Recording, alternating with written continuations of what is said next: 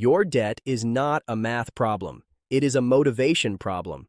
Americans now collectively owe $1.277 trillion on credit cards alone, according to the Federal Reserve Bank of New York, the highest balance total on record since the New York Fed began tracking in 1999.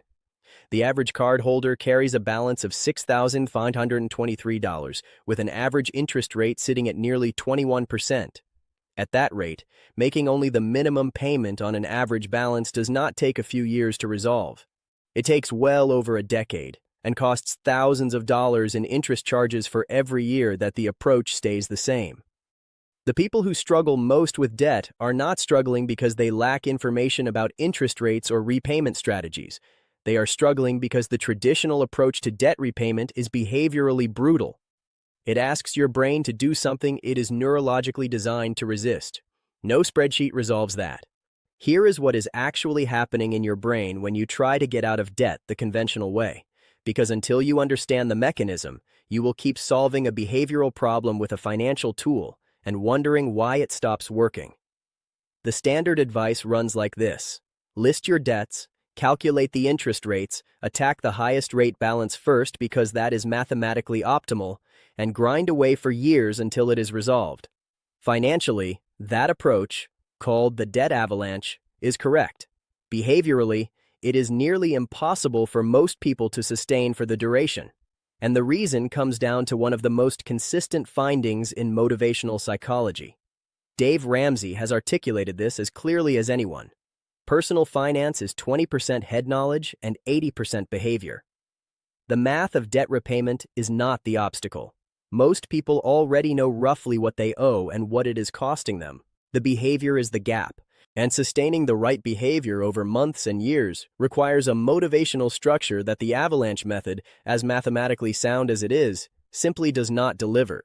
When you are staring down a $9,000 balance with a 22% interest rate and making $150 payments, the balance barely moves for months. You make 6 consecutive on-time payments. You sacrifice. You stay disciplined. And the balance goes from $9,000 to $8,400. The finish line is completely invisible. Your brain, which evolved to seek rapid feedback, clear progress signals, and the experience of meaningful wins, interprets that invisible horizon as evidence that the effort is futile, even when you are doing exactly what the math says you should. That interpretation of futility is not irrational. It is your motivational system doing exactly what it is designed to do, conserving energy when progress is not detectable. The problem is not your character. The problem is the feedback structure of the system you are using. Here is where the science of gamification changes everything. Rand Kivitz of Columbia Business School and colleagues published research in 2006 resurrecting what psychologists call the goal gradient hypothesis, first observed by Clark Hull in 1932, who found that rats running toward a food reward ran progressively faster as they neared it. Motivation is not a fixed resource. It intensifies in direct proportion to perceived proximity to the goal. Kivitz and his colleagues showed that this same pattern holds for humans in real-world scenarios. Participants in a coffee loyalty program purchased more frequently as they neared earning a free drink. Internet users rating songs for reward certificates visited more often and rated more per session as they approached their threshold. Effort accelerated when the goal became visible, and when participants achieved their first reward, engagement briefly dipped, then surged again as they began moving toward the next threshold. The motivational pattern reset and rebuilt with each new goal. This is the insight that most conventional debt repayment advice completely ignores. If your goal is so far away that you cannot see it, your brain has almost no fuel to keep pushing. Proximity to a goal is not just motivating, it is neurologically activating. Distance from a goal, by contrast, reads in the brain as futility, and futility is the fastest path to giving up. That research is also why the Consumer Financial Protection Bureau funded a study by economists Alexander Brown and Joanna Leahy titled Small Victories: Creating Intrinsic Motivation in Task Completion and Debt Repayment. Their finding was direct and specific to debt. Completing smaller sub-goals significantly increases follow-through and boosts the motivation available to tackle larger goals that follow. Not because the smaller goals are more financially important, the interest math is unchanged, but because completing them gives your brain the experienced reality of winning. And winning changes the biochemical environment in which you then face the next challenge. It becomes genuinely harder to feel hopeless about a $12,000 balance after you have just eliminated a $600 store card and experienced the concrete satisfaction of watching an account reach zero. That experience is not psychological decoration. It is operational fuel.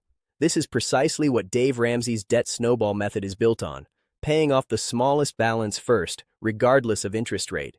And it explains why that method has a documented success record that the mathematically superior avalanche method often cannot sustain over the long haul. Behavioral finance expert Brad Klontz has observed the same.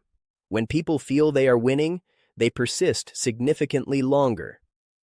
That consistent forward movement is not a psychological luxury or an indulgence. It is the combustion mechanism that keeps the entire repayment system running over months and years. But here is what most people get wrong about applying these ideas to debt. They treat them as passive. Just knowing the psychology exists does not make it work. You have to deliberately engineer a system that generates progress feedback, reward signals, and visible milestones regardless of whether you feel motivated on any given day. That is the gamification layer.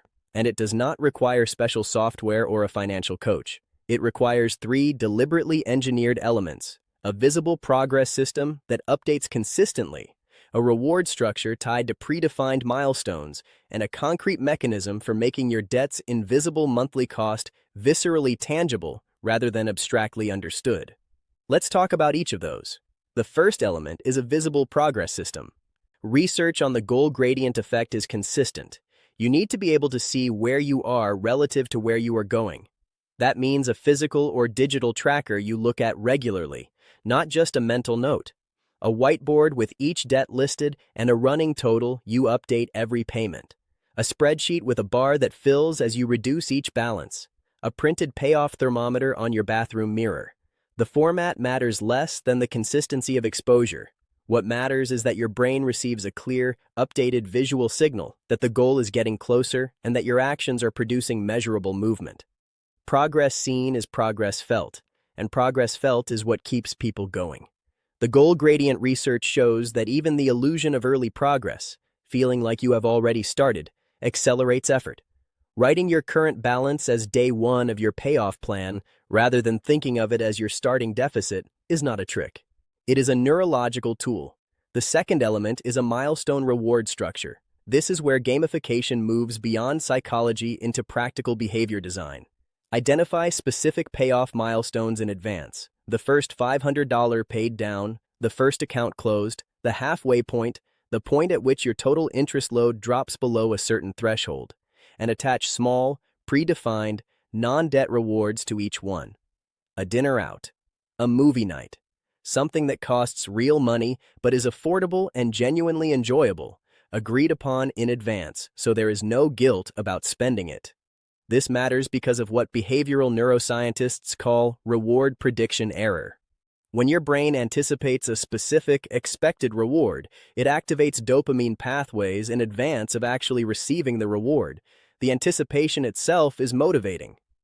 Netflix, Duolingo, and every major video game company have built entire design systems around this principle.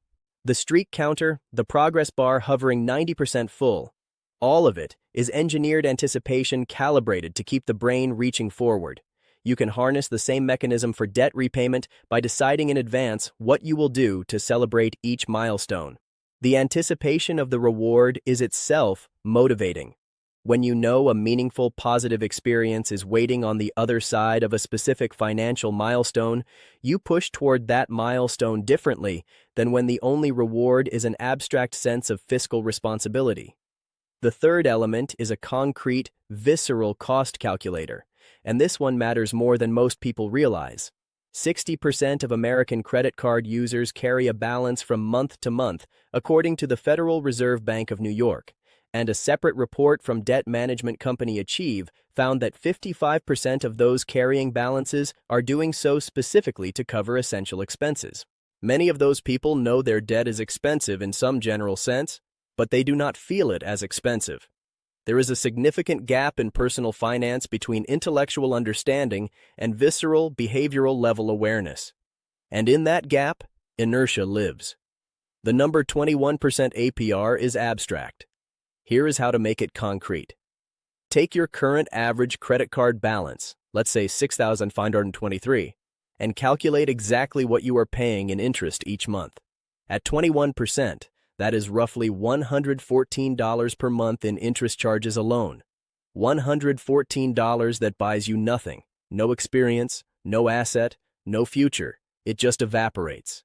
Write that number somewhere visible. Your phone lock screen, your bathroom mirror, the top of your budget spreadsheet. That is the monthly cost of maintaining exactly where you are. Not getting worse, not getting better, just standing still. And that number, redirected toward the principal, amplified by the compounding interest you stop paying as the balance shrinks, becomes the engine that accelerates everything downstream. Behavioral economics research consistently shows that people require visceral, quantified awareness of a cost before they reliably act to reduce it. Understanding is insufficient. Feeling the number is the threshold that changes behavior. Here is the most important concrete step you can take this week. Pull out a piece of paper and spend 20 minutes doing what I call a debt scoreboard setup. List every debt with the current balance and minimum payment. Then do two things. First, calculate your monthly interest cost across all accounts. Not the payment, just the interest portion. Write that number in large text at the top. That is your opponent's score. Second, order your debts from smallest balance to largest, regardless of rate. Pick the smallest account. Calculate how many months it takes to eliminate it entirely if you direct every dollar above your minimums toward it exclusively. If that is 6 months, write the specific end date on your calendar. That date is your first finish line, and reaching it gives you your first real win, your first proof that the system actually works. The most common self-sabotage in debt repayment is spreading extra payments thinly across all accounts at once. It feels responsible. You are attacking the whole problem simultaneously. But it is behaviorally counterproductive. When your extra $60 gets split across 3 accounts, none of them move meaningfully, no account gets closed, no win occurs, and your brain registers sustained effort with zero tangible reward. Dave Ramsey has warned against this for decades, and the goal gradient research explains precisely why he is right. Concentrated force on the smallest target creates a closed account. A closed account creates a win. A win creates momentum, and momentum, once it builds, is genuinely self-reinforcing. The behavioral research is unanimous on one point. People do not quit debt repayment because they run out of money. They quit because they run out of momentum. Sustaining a debt repayment plan over months and years requires visible progress, achievable milestones, and the neurological experience of winning well before the final balance reaches zero. When you deliberately build those into your repayment structure, you are working with your brain's reward architecture rather than in spite of it. That shift, from grinding through sheer willpower towards surfing on engineered self-reinforcing momentum, is the consistent behavioral difference between the people who talk about getting out of debt and the people who follow through until they actually do. At Next Gen Finance, this is the kind of behavioral strategy we build every video around, not just the financial mechanics of what to do, but the psychological architecture that determines whether you actually follow through over months and years. If that combination of behavioral science and practical money strategy is what you need to finally move the needle on your own finances, subscribing means you get a new framework like this every week, each one built to work with how your brain actually functions, not how we wish it did. Drop a comment below and tell me this. What debt are you currently working on eliminating, and what would your first milestone reward be? I read every comment, and I genuinely want to hear what you are building toward. This video is for educational purposes only and is not financial or investment advice. Please do your own research and consult a licensed financial professional before making any financial decisions.